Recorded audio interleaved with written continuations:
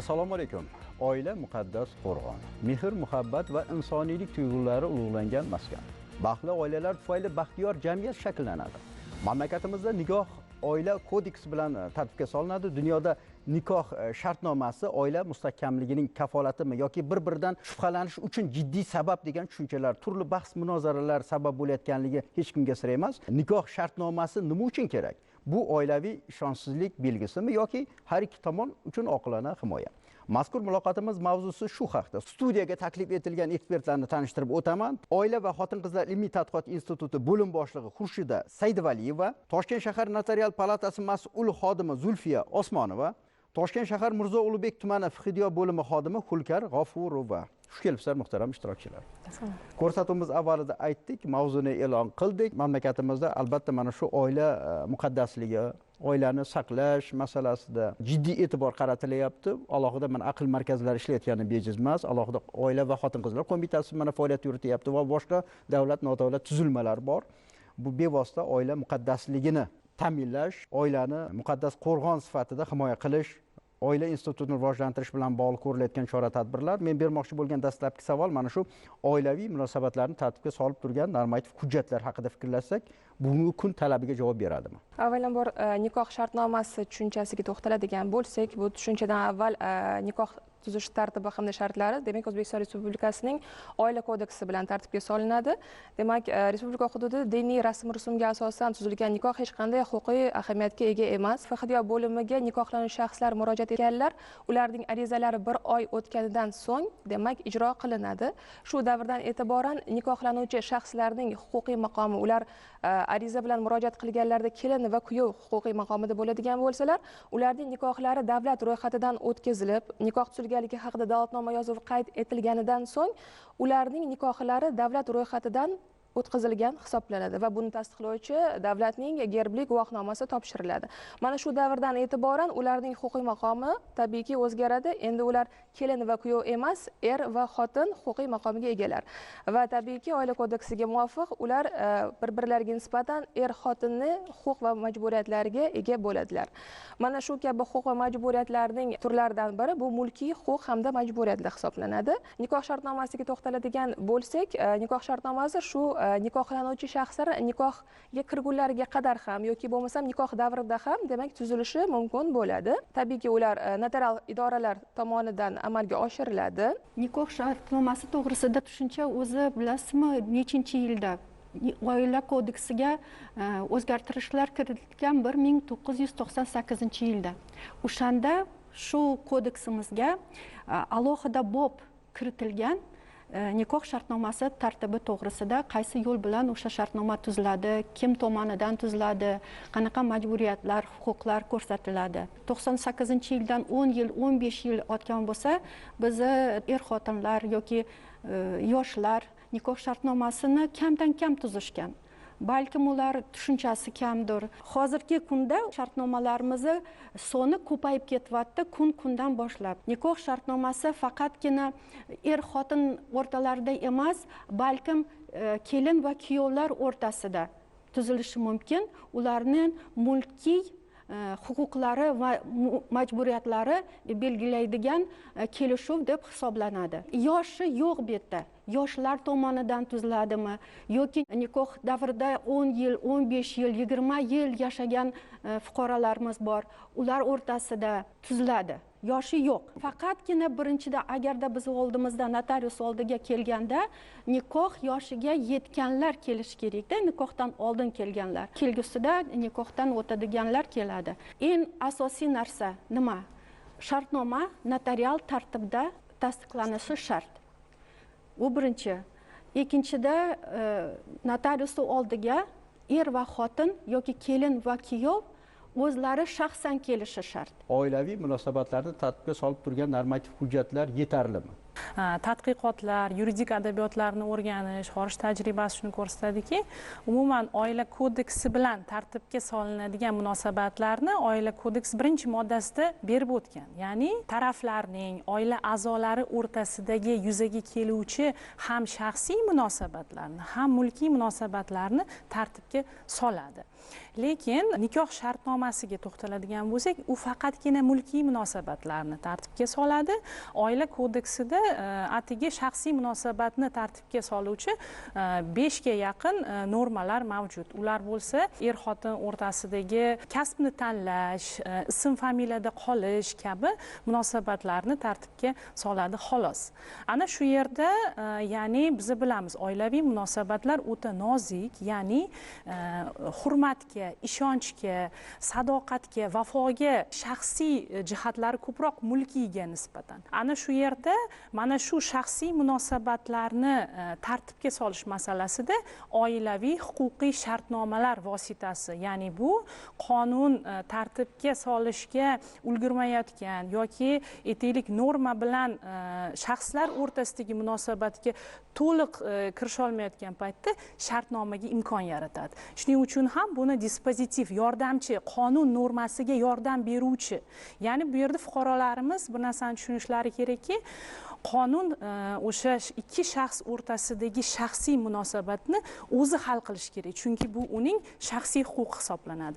Qonun faqat ularni o'sha huquqlarini himoya qilib berish bilan cheklanishi mumkin. Ana shu yerda oilaviy huquqiy shartnomalarga imkon beradi. Buni bir donasi nikoh shartnomasi hisoblansa, oilaviy huquqiy shartnomalarni oila kodeksi 10 ga yaqinini taqdim etadi. Misol uchun, aliment to'g'risidagi kelishuv, bu ham oilaviy huquqiy shartnoma, yoki er-xotin o'rtasidagi mol-mulkni bo'lish to'g'risidagi shartnoma, yoki mana ajrashishdan so'ng bolaga alohida yashayotgan ota-onani bo'lgan huquqini kafolat beruvchi shartnoma kabi shu imkoniyatni yaratadi. Ya'ni sud paytida, sud jarayonida ahamiyat bersak, ko'p holatlarda nikohdan ajralishda sud so'raydi, oralaringda kelishuv yo'qmi? Nikoh shartnomasi tuzganmisizlar, yo'qmi? Balkim siz o'z munosabatlaringizni kelishuv orqali hal qilishga harakat qilarsizlar. Ya'ni bu yerda shunaqa profilaktik bir holat borki, biz oilaviy nizolarni, mana shu nizolarni madaniyatli hal qilish, kelishuv asosida hal qilish va nikohdan ajralish holati ro'y bergandan so'ng ham sog'lom oilaviy munosabatlarni saqlab qolish vositasini shu 98-yilda oila kodeksiga kiritilgan. Endi tadqiqotlar shuni namoyon qiladiki, ko'p respondentlar o'rtasida mana shu nikoh shartnomasi, umumiy oilaviy huquqiy shartnomalarga bo'lgan munosabatingiz qanday deganda 69,3% respondent bu haqda eshitganligini, lekin uni tuzishga jazm qilmasligi yoki u haqida to'liq axborotga ega emasligi va bu borada kimga murojaat qilishni bilmasligi haqida xabar beradi. Va bundan tashqari o'sha so'rovnomalarimizda siz ko'proq nikohdan ajrashgandan keyin qanday xavfdan xavfsiraysiz deganda, ular ko'proq ta'minot, uy-joy masalalarini ko'rsatishadi. Ya'ni farzandga o'sha aliment masalalarini ko'rsatadi, lekin uni faqatgina sud hal qiladi degan tushunchalari bor. Aslida ushbu munosabatlarni kelishib ham qilsa bo'ladi. Mana bugungi kunda yangi yana kelishuv turi kirib keldi. U ham bo'lsa mana sudlarda bugungi kunda mediatsiya kelishuvlari tuzilmoqda. Mana statistik tahlillarga ahamiyat beradigan bo'lsak, 22-yili 8113 ta nikoh shartnomasi tuzilgan bo'lsa, 24-yili 13074 ta nikoh shartnomasi tuzilgan. Aliment kelishuvlari esa 217 ta va 210 tani tashkil etadi. Ya'ni ahamiyat qaratadigan bo'lsak, 22-yilga nisbatan 24-yilda nikoh shartnomalari va aliment kelishuvlarini ham o'sib borayotganini ko'rsak bo'ladi. Zulkarxon, mana siz FHDda ishlaysizda. Nikohdan o'tayotganda yoshlarga aytiladimi shu? Masalan, nikoh shartnomasi tuzganmisiz yo nikoh shartnomasi tuzish kerakligi haqida bir bir tavsiyalar aytiladimi masalanda bu umuman jarayon qanday kechadi? Tavsiya beriladi, chunki har bir tuman qoshida FHDYO bo'limlarida yosh oila maktabi o'tkaziladi bir oyda bir marta. Bunda hokimiyat vakillari, din idora vakillari, FHDYO organi xodimlari hamda joylarda notariusdan xodimlar ham jalb etiladi. Mana shunda nikohga kirish tartibi, shartlari, ularning o'rtasida vujudga kelayotgan huquq va majburiyatlar bilan qo'shimcha ravishda aynan nikoh shartnomasini tuzish tartibi, sharti va zarurati nimada ekanligi haqida tushuntirishlar olib boriladi.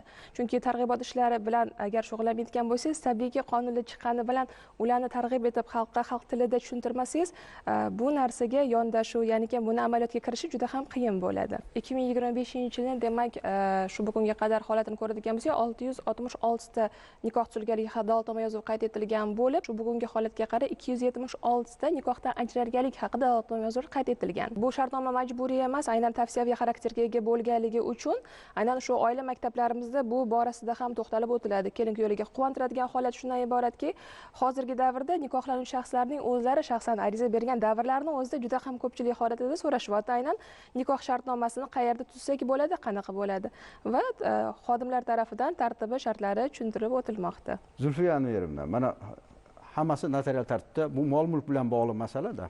Notariuslar orqali, notarial hujjat orqali bu narsa tasdiqlanadi-da. Sonini aytdingiz, har holda ko'payganligini-da. Lekin menimcha juda katta son bo'lmasa kerak, raqam boshqa davlatlar bilan bir qiyoslab ko'rganman. Boshqa davlatlardan qarasangiz ko'p emas. Necha foiz masalan nikohdan o'tyapti? Bir yilda nechta nikoh shartnomasi tuziladi? Amerikada deylik 60%da fuqarolar nikohni tuzishdan oldin nikoh shartnomasini tuzishadi. Lekin bizga kelganda ko'pincha fuqarolarimiz eshitgan bu to'g'risida. Lekin notarius oldiga kelganda notarius birinchidan nima aytadi? Tekshiradi ularni shaxsini, yoshiga yetganmi yo'qmi tekshiradi. Keyin ularni shaxslarini pasport bo'yicha tekshiradi. Eng asosiy masalaga kelganda er va xotin yoki kelin kuyov bilan alohida birgalikda o'tirib suhbat qiladi. Nikoh shartnomani mazmunini tushuntiradi. Undan tashqari kelgusida uni huquqiy oqibatlarini tushuntiradi. O'sha huquqiy oqibatlarni eshitgandan keyin ko'pincha mana notarius oldiga deylik 10 ta odam kelsa kunda, ikkitasi rozi bo'ladi shartnomani. 8tasi yana qaytib ketadi. 8tasi qaytib ketadi. Shartnomani mazmunida nima yoziladi? U er va xotin kelin kuyov nikohdan oldin qaysi mulk bilan kelishgan, o'sha mulk qanaqa bo'linadi, bo'linadimi yo'qmi? Umumiy mulk degan narsa bor. Mana oila kodeksida 23-modda bor. O'sha yerda umumiy mulk, ya'ni birgalikda yashash davrida birdan 2 qismi eriga tegishli, birdan 2 qismi xotiniga. Bu qonun tomonidan belgilangan narsa. Lekin nikoh shartnomasida bu qonun belgilangan shartni ular o'zgartirishi mumkin. Deylik, nikoh davrimizda kimi nomiga nima olingan bo'lsa, erni yoki xotini mulki deb hisoblanadi. Uni tasarruf qilganda hech kim bir-biriga rozilik bermaydi yoki ulushli bo'lishi mumkin. Mana deylik, fuqaro er yoki xotin uy-joy bilan kelgan nikohga. Endi qanchadir yillar ichida yashab, o'sha mulkni tasarruf qiladi-da, o'rniga kattaroq mulk oladi. Uy-joy sotilgandan keyin erini yoki xotinini ulushi ko'prog'i o'sha uyda. To'g'rimi? Chunki o'sha mulk bilan nikoh tuzilgan. Shuning uchun shartnomada ko'rsatishi mumkin. 80% yangi olgan mulkda bu sani mulking, 20% bu bizni umumiy mulkimiz deb yozadi yoki har birimizga kimgadir 10%, kimgadir 20% deb mana shunaqa ko'rsatishi mumkin. Nikoh shartnomasida kelgan mulkka kelajakda olingan mulkka nisbatan shartlar ko'rsatilishi mumkin. Nikoh shartnomasi tuzish bu asosiy narsa nima degani? Mezonni oldindan olish. Buni fuqarolarimiz aniq bilishi kerak. Agarda shuni bilsa, ko'proq notariuslarning oldiga kelib, notarius orqali tuzadi. Yana bitta joyi bor. Chet elda nikoh shartnomasini tuzish uchun ancha pul ketadi, ancha vaqt ketadi. Lekin bizni notariuslarimiz oldiga kelganda davlat bojini to'lashdan ozod qilinadi. Davlat tomonidan bu tomon ko'rilgan. Davlat boji to'lamaydi. Nega ommalashmayapti nikoh shartnomasini tuzish mamlakatimizda? Buni sababi nimada? Bu tahlil qilib boriladimi? albatta tahlil qilib boriladi. Endi bu yerda bitta tushuncha borda, ya'ni nikoh shartnomasini o'sha ishonchsizlik go'yoki o'sha tuzsa nikohni tugashini oldindan yozib qo'yadigandek go'yoki qaraladi-da. Aslida mana hozir aytibsiz, xorijiy mamlakatlarda, boshqa deganingizda xorijiy mamlakatlarda nikohgacha bo'lgan shartnomalar tuziladi, keyin nikoh davrida keyin ajralish shartnomalari ham bor ularda. Har bir munosabatni shaxslarni o'ziga qo'yib beradi-da.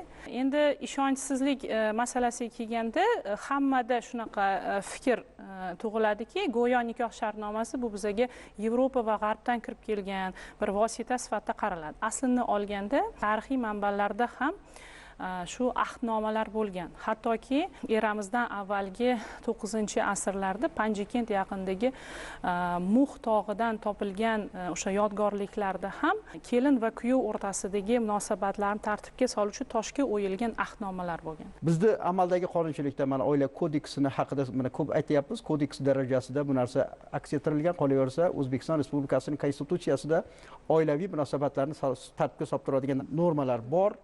Bu bejizmas, konstitutsiyaviy darajada bu narsa tartibga solinyapti. Masalan, oqibatlari bilan bog'liq, umuman jarayonlarni tartibga solib turadigan o'sha huquqiy normalarning ta'sirchanligi bilan bog'liq. Mana xalqchil qonunchilik haqida so'z yurityapmiz. Har bir narsaning huquqiy asosi bor. Bu huquqiy asosi qay darajada xalqchil, qay darajada xalqona degan bir masala ham qo'yilyapti-da. Bu sabablar bo'lmayaptimi-ki mana shu ajralishlar bilan bog'liq masalada yoki nikoh shartnomasi bilan bog'liq o'sha muammolarning yuzaga kelishida bu o'rganiladimi, tahlil qilib boriladimi? Qonun normamiz yetarli, mexanizmi yo'lga qo'yilgan.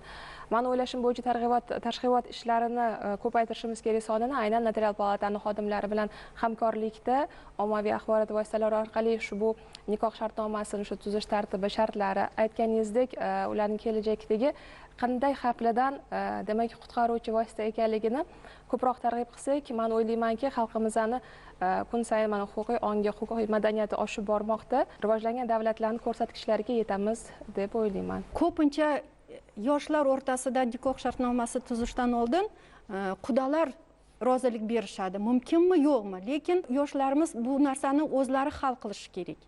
Kerakmi o'sha narsa, yo'qmi? Kelin tomon yoki kuyov tomon eriga, kelinga yoki xotinga juda ham katta hadya narsalarni berishadi. Taqimchoqlar, oltindan bo'lsin, qimmatbaho narsalar oldi berdi qilinadi-da. Mana shunaqa narsalar. Nikoh shartnomasining mazmunida nima yozilishi mumkin? O'zim bilan olib kelgan mulkim bu meni mulkim.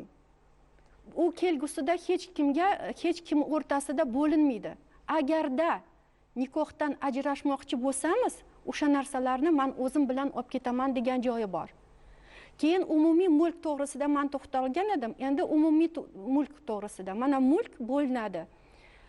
Ko'chmas mulk va ko'char mulk. Ko'chmas mulk bu bino, inshootlar, uy-joylar, kvartiralarda. Mana fuqarolarimiz nikoh shartnomasini tuzganda bunga e'tiborli bo'lishsin. Ko'chmas mulk bu yerda turgan narsa. Unga nisbatan xotin kelgusida birgalikda ularning huquqlari va majburiyatlari bo'lishi mumkin. Oila qurgandan keyingi o'sha topgan mol-mulkida, mulkka nisbatan. Xalqona qilib aytganda.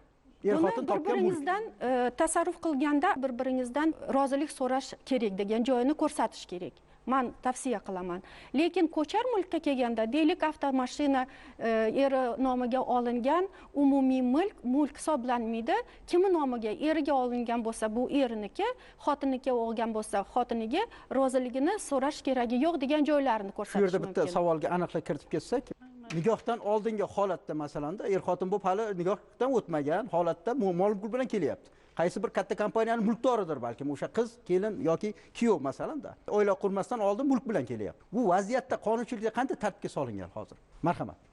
Demak, oila kodeksida mulk rejimiga to'xtaladigan bo'lsak, er va xotinning umumiy birgalikdagi mulki, alohida o'zini mulki hamda ulushli mulk masalasi tartibga solib beradi oila kodeksi. Bu yerda nazarda tutiladiki, ya'ni umumiy mulk bu nikoh rasmiylashtirilgandan so'ng er yoki xotinni nikoh davomida orttirgan mol-mulkni ularni umumiy mulki hisoblanadi.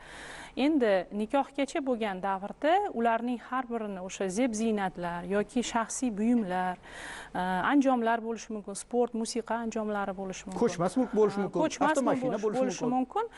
Nikohgacha bo'lgan davrda bu ularning o'z mulki hisoblanadi. Endi ulushli mulk deganda misol uchun er va xotin keyinchalik tadbirkorlik faoliyati bilan shug'ullanishi yoki kreditorlar masalasi ham bor. Misol uchun qarz shartnomalar tuzgan bo'lishligi mumkin yoki boshqa turdagi fuqaroviy oldi-sotdi, hadya bilan bog'liq shartnomalar tuzilgan bo'lishi mumkin. Hadya bo'yicha kelgan mulk oilaga hech qachon bo'linmaydi. Qonunda aniq yozilgan. Hadya bo'yicha, meros bo'yicha o'tgan mulk o'sha erni yoki xotinni shaxsan o'zini mulki deb hisoblanadi. Uni bo'lish mumkin emas. Agarda o'sha mulk qaysidir darajada o'zgargan bo'lsa, deylik, uy-joy bo'lsa, yana ikkita xona qo'shimcha qurilgan bo'lsa, o'sha qo'shimchalarga er-xotin da'vo qilishi mumkin. Oilaviy munosabatlardan keyingi holat. Nikohdan o'tgandan keyin qo'shimcha uy qurilgan bo'lishi mumkin. Unga da'vo qilish mumkin. Shartnomani matnida o'sha ko'rsatiladi, mulk ulushli bo'ladimi yoki har biriga tegishli bo'ladimi, kimga olingan 12 bo'ladimi deb ko'rsatiladi. Muhtaram ishtirokchilar, nikoh shartnomasi haqida aytyapmiz. Albatta buni targ'ib qilyapmiz ko'rsatuv orqali. Bu juda ham muhim ekan. Boyaga mana ajralishlar, mol mulk bilan bog'liq turli xil sudda ko'rilayotgan nizolarning soni kamayadi. Oilani muqaddas deyapmiz. Oila qurayotgan ikkita tomon ham o'ylaydi obdon. Yuqorida o'zingiz ham aytib o'tdingiz, hujjatlashtirish va suhbatlar haqida so'z yuritdingiz-da, Zulfiya Enverova. Bu byurokratiya, turli xil haligi hujjatlashtirish jarayonlari bu ishni chigallashtirmayaptimi? Yo'q, birinchidan fuqarolarimiz nimani bilishi kerak? Nikoh shartnomasi qachon kuchga kiradi? Nikohdan oldin kelgan bo'lsa, qachonki davlat ro'yxatidan taraflar nikohdan o'tsa, deylik, hududiy bo'limlarida o'zlarini nikohini rasmiylashtirsa, o'shandagina shartnoma o'zini kuchga kiradi. U shartnomaga fuqarolar o'zgartirish mumkin. Deylik, necha yil yashashgan, keyinchalik mulk munosabatlarini boshqa tomonlarni ko'rsatmoqchi bo'lsa, notariusga kelib o'sha shartnomani o'zgartirishlari mumkin. Qachonki ikki tomon rozi bo'lsa bu narsa, kelishgan holda shartnoma tuzilgan, kelishgan holda notariusga kelib shartnomaga o'zgartirish kiritishlari mumkin. Endi sudga kelsamiz. Sud qachon taraflar sudga boradi? Nizo kelib chiqdi deylik.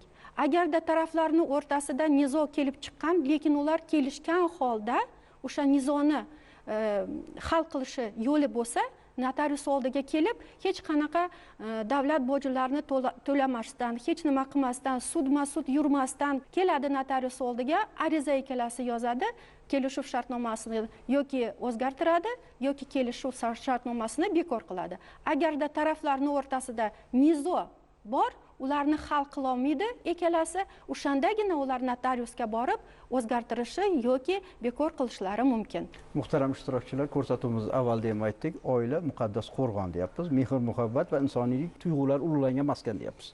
Mana shunday bir katta bir orzu havaslar bilan nikohdan o'tayotgan 2 yosh nikoh shartnomasi tuzib, ertaga mol mulkimizni nima qilamiz? Buni bo'lishimiz kerak, nizoli holat bo'lib qolsa, masalan, bu bevosita noxushlikni ham bir kayfiyatni paydo qilayotganga o'xshaydi-da. Yoki ota-onasi bo'ladi, qudalar bo'ladi. To'yni qilib bergan ham, boyaga mol mulkni bergan ham qudalar bo'ladi. Kelin tomonidan ham, kuyov tomonidan ham-da, yoki xarajatlar bilan bog'liq bir masala-da. Shu bir muloqot qilib ko'rasizmi? Nikoh tuzildi, yashashdi. Qanaqadir nizo chiqadigan bo'lsa, bu fuqarolarning ham naqdini, ham vaqtini tejaydigan shartnoma ekanligini, ahamiyatini tushunib yetsagina, aynan fuqarolar bu shartnomaga ijobiy yondashadi deb o'ylayman. Juda ham chiroyli tushuntirib berdilar. Aynan shu nikohga kirish, nikohdan ajrashish bilan bog'liq bo'ladigan har qanaqangi o'sha sud jarayonlari ham ancha ko'p vaqt oladi. Moddiy jihatidan, sog'lig'i jihatidan stressli holatlar juda ham ko'p bo'lib ketadi. Mana shunaqa vaziyatlarni oldini olishni o'sha aynan shartnomaviy yechimi deb tushuntirsak, menimcha ko'pchilik ijobiy qarashga ega bo'ladi. Jamiyatimizda buni ilmiy tilda sotsial normalar deymiz, ijtimoiy normalar. Ya'ni ijtimoiy normalarni xalqni o'zi yaratadi. Lekin huquqiy normani qonunshunos yaratadi. Va qonunshunos o'sha shunaqa imkoniyat yaratib beryaptiki, o'sha tomonlarga, ya'ni kelishuv asosida nizolarni hal qilinglar. Ya'ni madaniyatli ajrashish degan tushunchasi ham bor-da. Endi to'g'ri, biz avvaldan yomon niyat mazmunida emas, buni targ'ibotida ko'proq o'sha bizni huquqlarimizni yaxshi kafolatlab beradigan vosita sifatida tushuntirsak fuqarolarimizga va kelajakda mana ko'p holatlarda noxush masalalar borki, bolalar aziyat chekadi. Ya'ni kelajakdagi to'g'ri, avvalambor baxtiyor yashashsin. O'sha mulkiy masalalarni mana bugungi kunda mana to'ylar, dabdabalar masalalarida ham tadqiqotlar o'tkazilyapti. Bularni kamaytirish, bularni ko'proq o'sha bozor iqtisodiyoti nuqtai nazaridan xarajatli masalalarni hal qilish ham targ'ibot olib borilyapti. Lekin shartnoma shu o'rinda qonunga yordamchi va fuqarolarga yordamchi sifatida namoyon bo'lishi kerak. Zulfiya Enverovna, biz yuqorida aytdik, balkim ajrashishlar kamayib qolar, shu yondashuv bo'lsa balkim. Men fikr aytayapman, shu to'y tantana uchun sarflanadigan xarajatlar bor. 10 ming, 20 ming, 50 ming dollar sarflaydi-da, ba'zi ko'ryapmiz, shunaqa dabdabaga berilib ketganlar.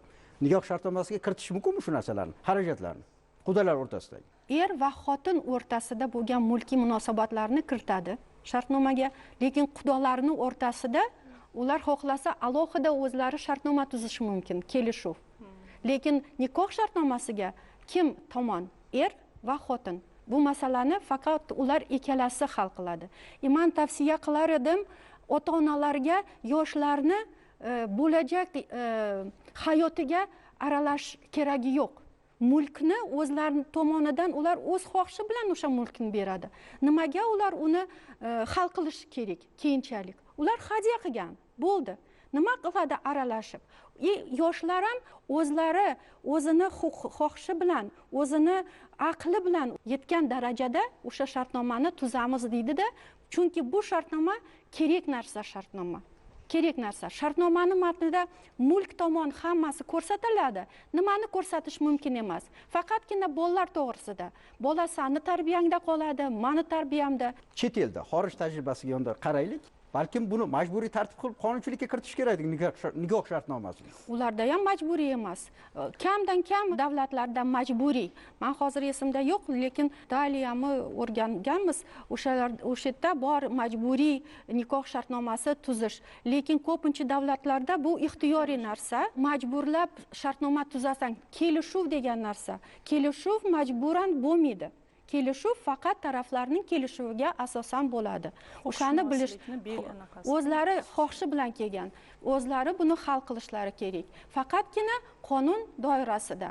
Qonunda belgilanmagan narsani ko'rsatish mumkin emas. Bizning shartnomamiz olgan daromadlarimiz bilan qanaqa foydalanamiz? Ulushlimi yoki har birimiz alohida yoki deylik uy xarajatlarini qaysi yo'l bilan amalga oshiramiz? Mana gaz, svet uchun er to'laydi, soliqlar uchun xotinlar to'laydi. Mana shunaqa masalalarni biz yechishimiz mumkin bu shartnoma bo'yicha. Albatta, mulk to'g'risida, ko'chmas mulk to'g'risida, ko'char mulk to'g'risida hamma majburiyatlarni va huquqlarni ko'rsatish mumkin. Lekin huquqiy layoqatligi to'g'risida, bolalar to'g'risida, meros to'g'risida nikoh shartnomasida ko'rsatish mumkin emas. Buni fuqarolarimiz albatta bilishlari shart. Muhtaram ishtirokchilar, amalda shu er-xotin bo'lib yashayotgan oilalarda ham nikoh shartnomasi tuzish mumkinligi qonunchilikda aks etgan. Uni tartibi qanday? Bu masalada yondashuv qanday bo'lyapti? Bizning notariuslarimizda mana notarius maslahati degan Telegram kanalimiz bor. Har kuni 24 soat davomida notariuslarimiz fuqarolarimizga javob beradi. Nikoh shartnomasi to'g'risida, aliment shartnomalari to'g'risida va boshqa notarial harakatlar to'g'risida tinmasdan maslahat berib yurishadi. Men o'ylayman, agarda faqatgina notariuslarimiz emas, faqatgina FXDYO bo'limlarimiz emas, balkim eng boshida maktablarda bolalarga 7-sinfdanmi, 8-sinfdanmi boshlab oila to'g'risida gapirganda nikoh shartnomasiga ko'proq targ'ibot qilish kerak. Berishsa, tushuncha berishsa, o'shanda bizni bolalarimiz 18 yoshga kelganda aniq nikoh shartnoma to'g'risida hamma narsani biladi. Eng muhim masala. O'zlari hal qilishlari mumkin. Qanday tavsiyalar berasiz bevosita mana shu muammoni yechimi nuqtai nazaridan, jamiyatdagi muammolardan kelib chiqib bu yo'nalishdagi yondashuvlar, qarashlardan kelib chiqib. Marhamat. Endi yondashuvlarga to'xtaladigan bo'lsak, avvalambor tushunishimiz kerakki, nikoh shartnomasi bo'ladimi, boshqa oilaviy huquqiy shartnoma bo'ladimi, uni asl funksiyasi bor, vazifasi bor. Bekorga oila kodeksiga ushbu vosita belgilab imkoniyat yaratib berib qo'yilmagan. Ya'ni uning asl o'sha funksiya va vazifasi muloqot er va xotin o'rtasida yuzaga kelgan nizoni aytaylik muloqot bilan, chiroyli madaniy yo'l bilan hal etish imkoniyatini yaratib beruvchi deb qarashimiz kerakda. Ana shu madaniyatga erishishimiz yo'lida albatta huquqiy ong madaniyat bilan ishlashimiz va aytaylik o'zimizni qonunga bo'lgan, huquq va majburiyatga bo'lgan tushunchalarimizni to'g'rilashimiz kerak. Ya'ni nikoh tuzilgach erni ham, xotinni ham muayyan huquqlari, majburiyatlari paydo bo'ladi. Faqatgina bir tomonda huquq bo'lib, ikkinchi tomonda majburiyat bo'lmaydi. Har ikkala tomonda huquq va majburiyat bo'lishligini unutmasligimiz kerak va eng avvalambor oilani muqaddas deb bilyapmizmi?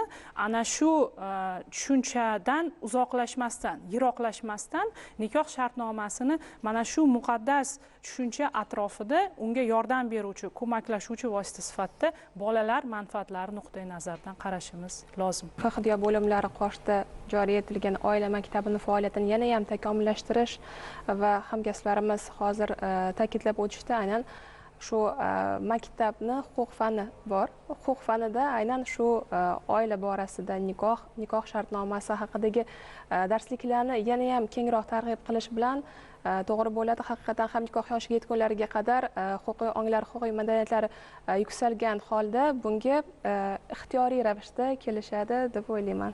Nikoh shartnomani tuzganda ham notarius oldiga kelganda notarius 1 soat ichida chiqib ketasan, shartnomani tuzib degan tushuncha noto'g'ri. Chunki notarius oldiga kelasiz, oldin suhbat o'tadi, keyin sizlarga matnini nusxasini berishadi. Agarda taraflarga kerak bo'lsa o'zgartirish kiritirishga matnga o'zlari o'zgartiradi, yo'q bo'lsa tavsiya qilamiz advokatlarga murojaat qilib ko'rsatib, oxirigacha hamma huquqlarni, majburiyatlarni ko'rsatib, keyin notarius oldiga kelib imzolaydi shartnomada. Undan tashqari shartnomani imzolashdan oldin biz taraflarni barmoq izlarini olamiz. Undan oldin yana ularga 5 minut beriladi. Yana bir marta o'qib chiqqin deydida, ular yana bir marta o'qib, o'shandagina notarius imzo qo'yadi.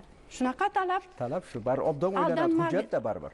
Taraflar aldanmasligi uchun shunaqa qilamiz, shunaqa talab. Albatta biz ko'rsatuvimiz mobaynida nikoh shartnomasini ahamiyati haqida, oilaviy munosabatlarni mustahkamligini ta'minlashda bu shartnomaning ahamiyati haqida biz ko'rib turgan teletomoshabinga muayyan bir ma'lumotlar berdik. To'g'risi bu mavzuni qirralari juda ham ko'p, ba'zi bir jihatlarga to'xtaldik, afzal jihatlariga. Jamiyatda oilani mustahkamligi bu mamlakatni mustahkamligi, mamlakatdagi tinchlik, barqarorlik bevosita oiladagi tinchlik va barqarorlik bilan bog'liq. Har bir oila tinch, xotirjam, baxtli yashashini istaymiz. Mamlakatimizda bu yo'nalishda olib borilayotgan davlat siyosatining negizida ham bevosita mana shu oila institutini rivojlantirish, oila va xotin-qizlar qo'mitasini tashkil qilinganligi va boshqa bir davlat nodavlat tuzilmalarni faoliyat yuritayotganligi bejiz emas. Bevosita mana shu jamiyatda muqaddas bo'lgan shu oilani mustahkamligini ta'minlab, har bir oila a'zolarini o'z hayotidan rozi bo'lib baxtli yashashini ta'minlash asosiy maqsad.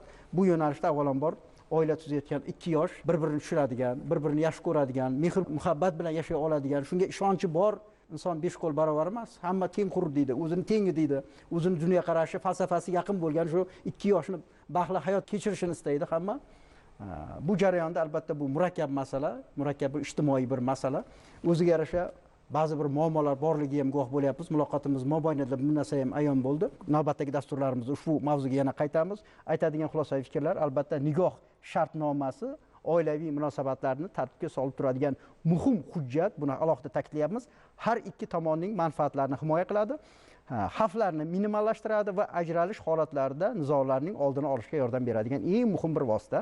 Mamlakatimizda bu institut hozircha keng tarqalmagan, buni afsus bilan aytish kerak. Fuqarolar anglashi kerakki, ushbu hujjat global dunyoda zamonaviy huquqiy tizimning ajralmas qismiga aylanmoqda. Bu bejizmaski er-xotin huquqlarini huquqiy va moliyaviy himoya qilish yo'lidagi muhim qadam sifatida baholanadi. Bugun nikoh shartnomasini tuzgan taraflarni rag'batlantirish mexanizmlarini yaratishni hayot taqozo etmoqda. Bu o'z navbatida uning jamiyatda tez ommalashib ketishiga ko'maklashadi. Eng muhimi oilaviy nizolarning kamayishiga, oilaviy munosabatlarda adolat o'rnatilib, uning mustahkamlanishiga xizmat qiladi. E'tiboringiz uchun rahmat.